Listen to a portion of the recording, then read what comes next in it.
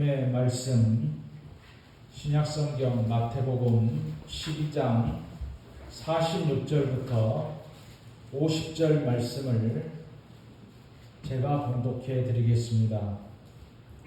마태복음 12장 46절부터 50절 말씀을 봉독하겠습니다.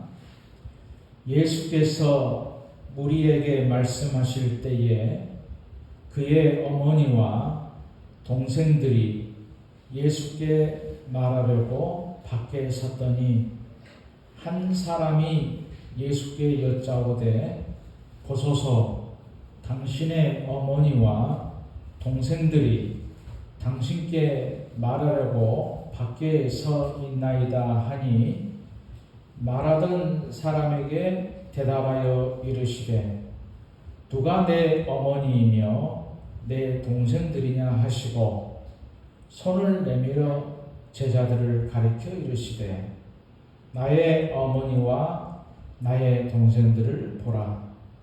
누구든지 하늘에 계신 내 아버지의 뜻대로 하는 자가 내 형제요 자매요 어머니니라 하시더라.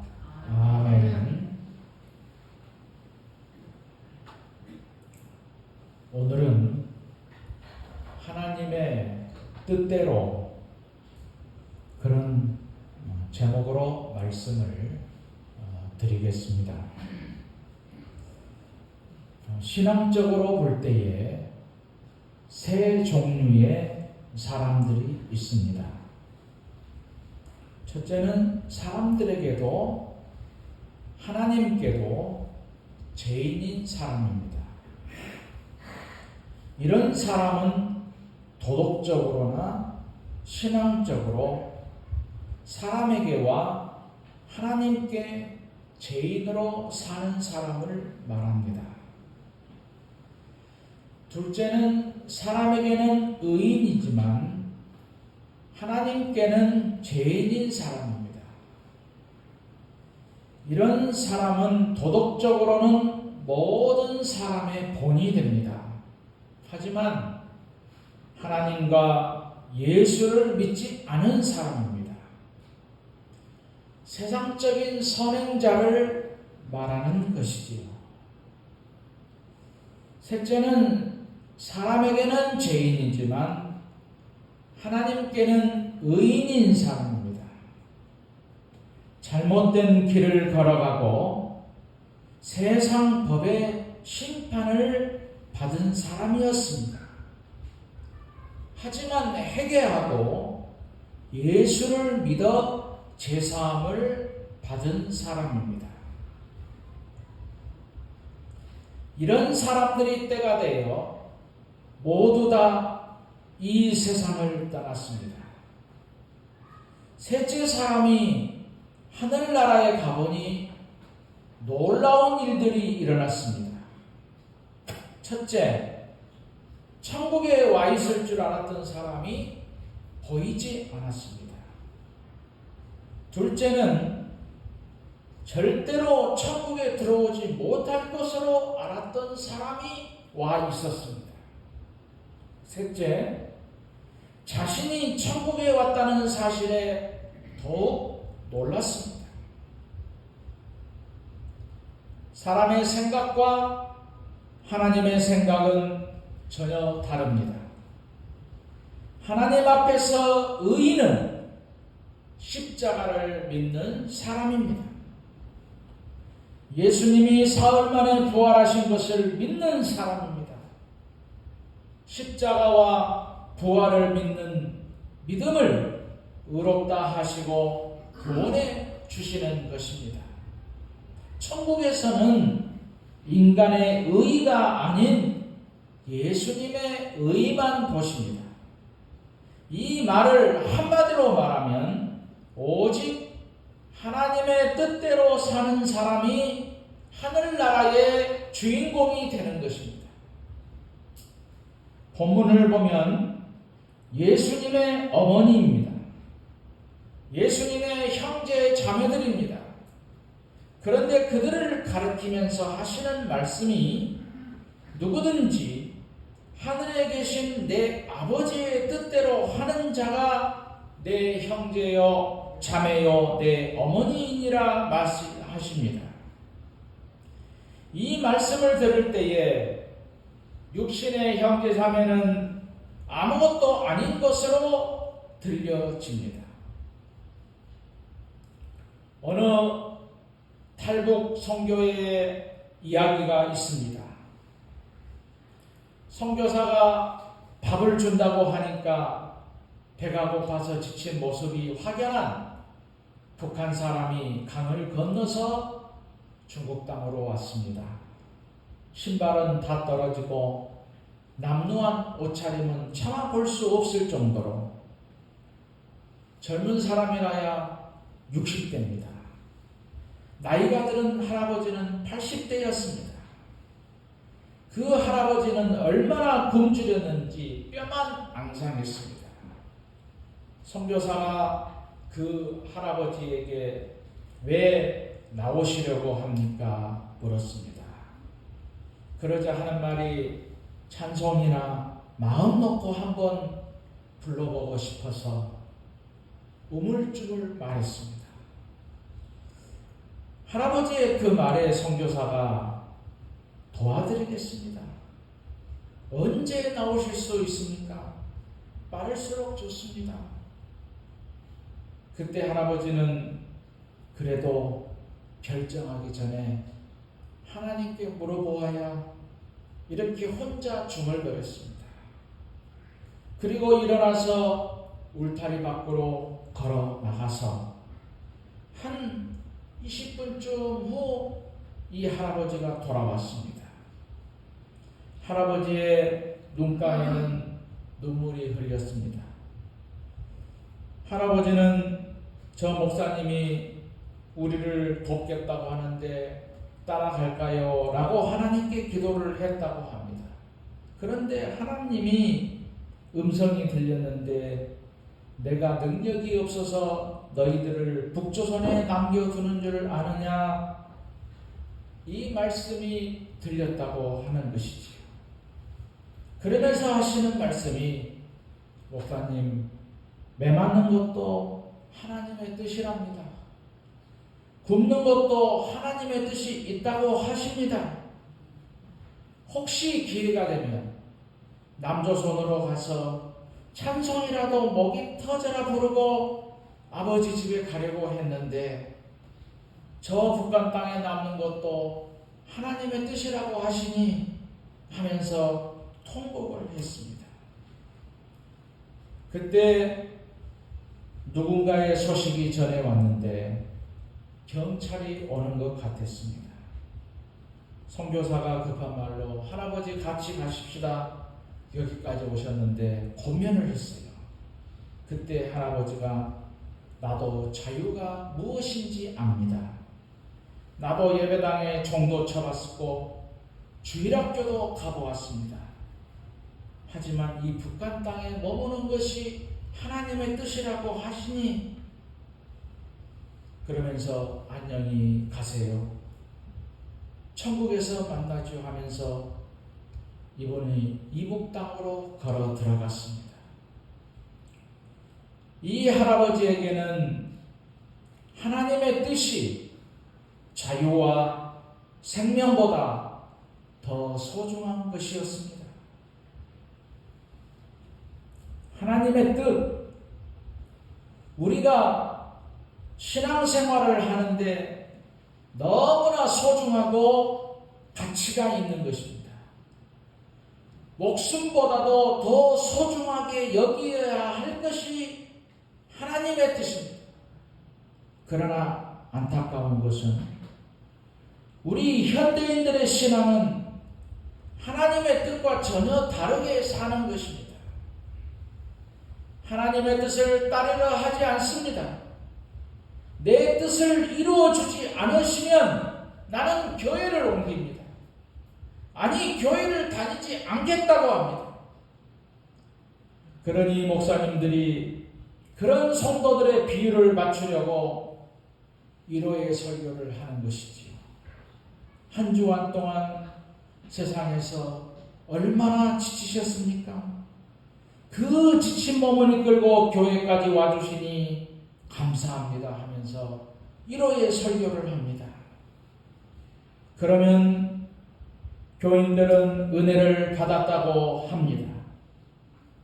우리가 교회를 다니면서 이렇게 자라갑니다. 첫째는 나에게 어떤 육신적인 유익이 있을지 생각하고 나옵니다.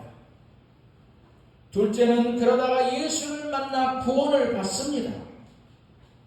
셋째는 그때부터 믿음으로 살려고 합니다. 넷째는 정말 주님의 제자로 살아가는 것이지요. 다섯째는 제자는 나를 위하여 사는 것이 아니라 주님의 뜻을 따라 사는 사람입니다. 아니, 주님을 위해서 죽을 수 있는 사람이 제자입니다.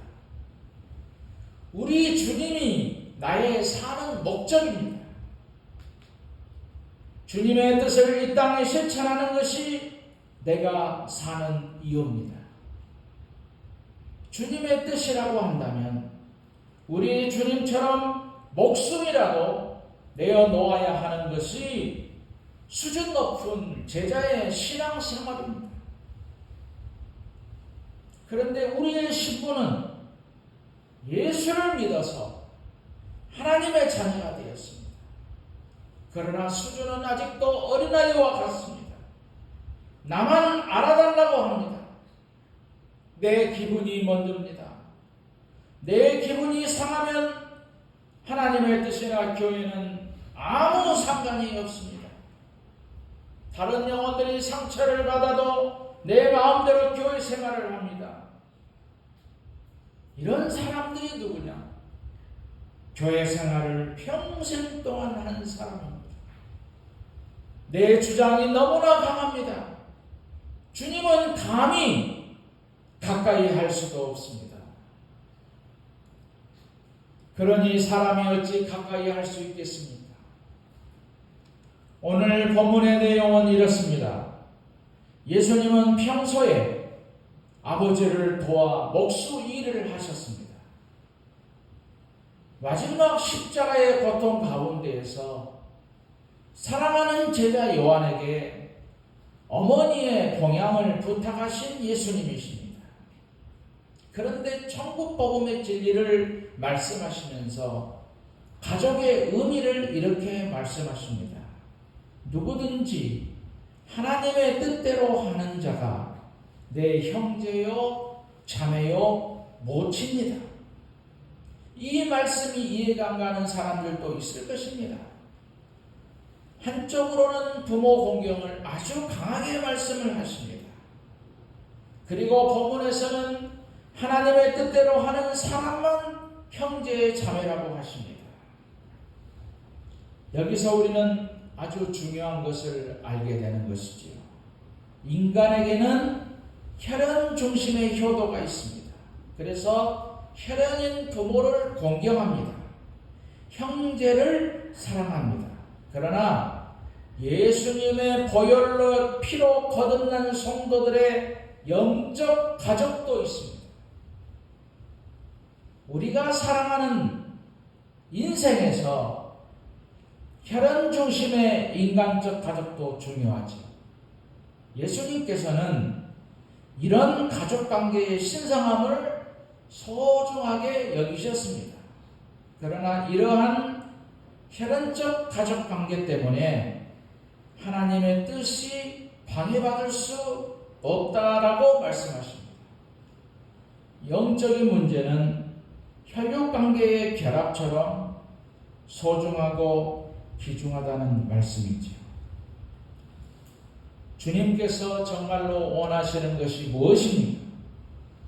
마태복음 6장 10절에서 뜻이 하늘에서 이룬 것 같이 땅에서도 이루어지는 것입니다. 이 땅에서 하나님의 사랑이 실현되는 것입니다. 이 땅에 하나님의 나라가 이루어지는 것이죠.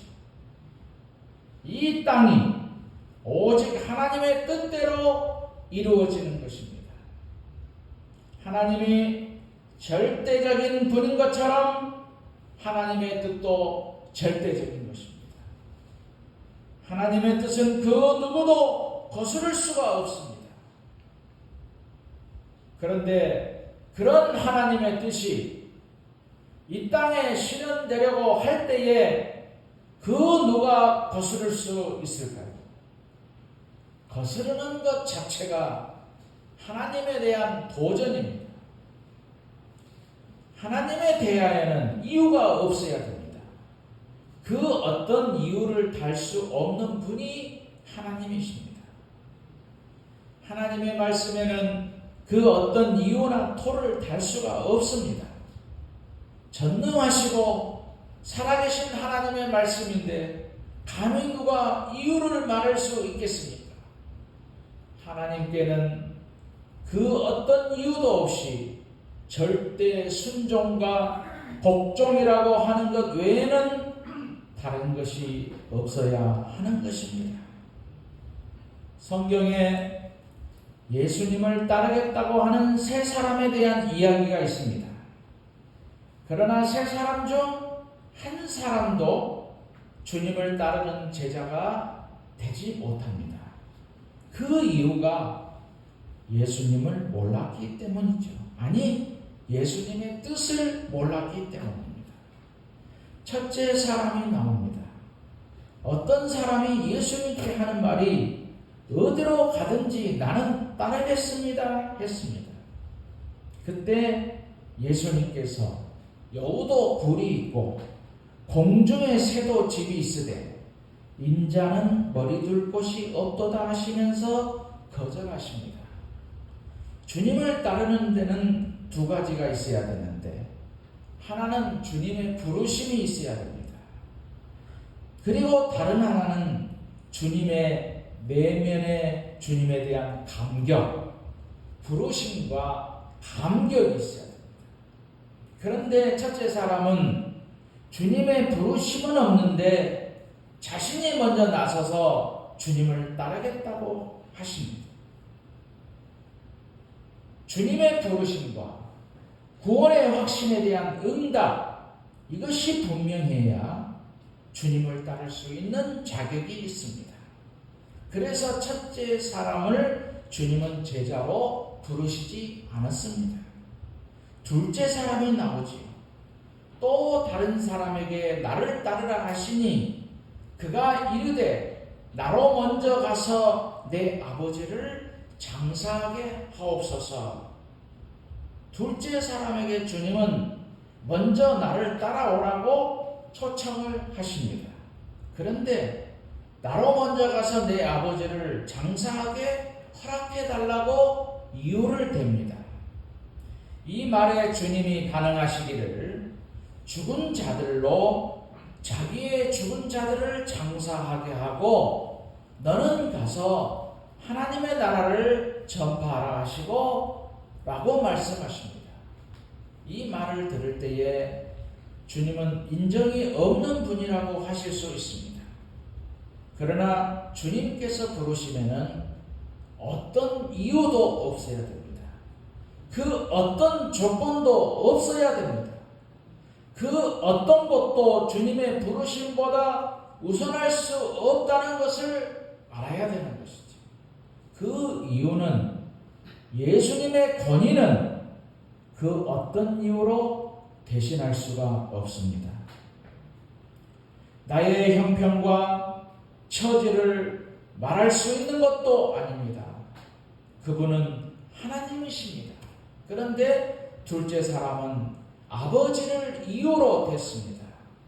이유를 댈 수 없는 분에게 이유를 댐으로 결국 이 사람도 제자가 되지 못합니다. 셋째 사람이 나오지요. 또 다른 사람이 이르되 주여 내가 주를 따르겠나이다마는 나로 먼저 내 가족을 작별하게 허락하소서. 예수께서 이르시되 손에 쟁기를 잡고 뒤를 돌아보는 자는 하나님의 나라에 합당하지 아니하니라 하시니라. 셋째 사람도 먼저 허락하옵소서라고 말합니다. 주님을 따르는 것이 자기가 선택하고 허락하는 것으로 알고 있었습니다. 주님을 따르는 것은 내 의견과 형편도 끼어들 수가 없습니다. 주님을 따른 사람은 무엇이든지 버릴 수 있는 사람입니다. 버릴 수 있다는 것은 주님의 권위를 인정하는 것이죠. 그런데 안타까운 것은 오늘 우리는 버리지 않고 주님을 따르려고 합니다. 버리지 않고 목사가 되고 버리지 못하고 장로, 권사, 집사가 되고 이것이 문제죠. 주님은 부르시면 이유 없이 순종하느냐 하는 것이 먼저입니다. 주님이 불러주신 것은 황송한 일입니다. 주님의 부르심에 순종해야 되는 것이죠. 너는 부름을 받았으니 지금의 생활에서 떠나라는 말입니다. 여기서 말하는 떠나라는 뜻은 밖으로 뛰쳐나오라 라는 뜻입니다. 너의 낡은 자존심에서 튀어나오라. 안정된 생활에서 불안정한 생활로 튀어나오라는 이야기입니다. 예측할 수 있고 전망할 수 있는 생활에서 전혀 예측할 수 없는 생활로 나오라는 말입니다. 그런 예측할 수 없는 곳으로의 부르심에도 기뻐 순종할 수 있는 주님의 뜻을 인정하는 사람이 제자가 될 수 있다는 말이지요. 진정한 제자의 길은 한 가지입니다. 제자의 길은 오직 믿음과 순종만 요구될 뿐입니다. 그래서 독일의 신학자 본헤퍼가 이런 말을 했습니다. 오직 믿는 자만이 순종합니다. 그리고 순종한 자만이 믿습니다. 탤런트 체브람 씨에게 연기의 비결은 무엇이냐 질문에 이렇게 대답을 했습니다. 내가 얼마나 빨리 그 극중 대사에 나오는 인물과 같아지기 위해서 내 자신을 비우고 또 비워서 극중 인물의 인격으로 나를 채우느냐 하는 것이 나의 연기를 결정합니다. 그런데 나를 잘못 비워서 내 멋대로 내 성품대로 하려고 하면 나도 영리를 못하는 때가 있습니다. 라고 했습니다. 이와 마찬가지로 우리도 하나님의 뜻을 찾고 이루기 위해서는 자기를 비우고 또 비우는 상태가 되어야 됩니다. 예수님은 나는 온유하고 겸손하니 너희는 나의 멍에를 베고 나에게 배우라 말씀하셨습니다. 온유는 자기의 성격을 주님으로 길들이는 것입니다. 겸손은 자기를 비우는 것입니다. 그러면서 주님을 따르는 사람이 주님의 뜻을 이루는 것입니다. 그러면 하나님의 뜻은 무엇이겠습니까? 성경은 나를 보내신 이의 뜻은 내게 주시는 자 중에서 내게 하나도 잃어버리지 아니하고 마지막 날에 다시 살리는 것이니라 라고 말씀을 하고 있습니다. 주님은 온전하게 하나님의 뜻 하나만을 생각하셨습니다. 그 뜻이 내 마음에 든다 안 든다가 아닙니다. 하나님의 뜻인가 아닌가 그것이 더 중요했습니다. 하나님의 뜻이라고 할 때에 십자가에서 목숨까지 내어놓으셨습니다. 하나님의 뜻을 따르지 않는 사람은 주님의 형제 자매가 아닙니다. 주님처럼 가장 소중한 목숨까지 버리면서 하나님의 뜻을 따르려고 몸부림치는 우리 성도 여러분이 되시기를 주님의 이름으로 축원드립니다. 찬송가 549장